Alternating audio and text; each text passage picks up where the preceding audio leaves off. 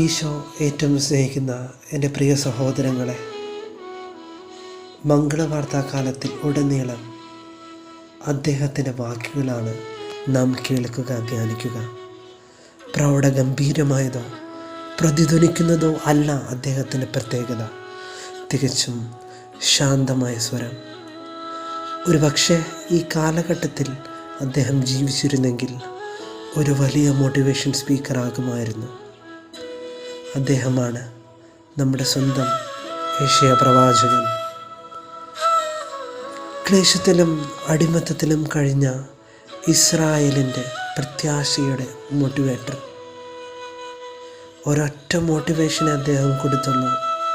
ഇതാ, രക്ഷകനായ ഇമ്മാനുവേൽ നിങ്ങൾക്കായി ജനിക്കുമെന്ന്. വാഗ്ദാനത്തിൻ്റെ 25 സാക്ഷികളുടെ ഒന്നാം ദിനം നാം ഇന്ന് ധ്യാനിക്കുമ്പോൾ നമുക്കും പ്രത്യാശയുടെ യെശയ്യാമാരായി മാറാം. ഡിപ്രഷനിലും സങ്കടത്തിനും കഴിയുന്ന ലോകത്തോട് പറയാം, ഇതാ ദൈവം നമ്മോട് കൂടെ.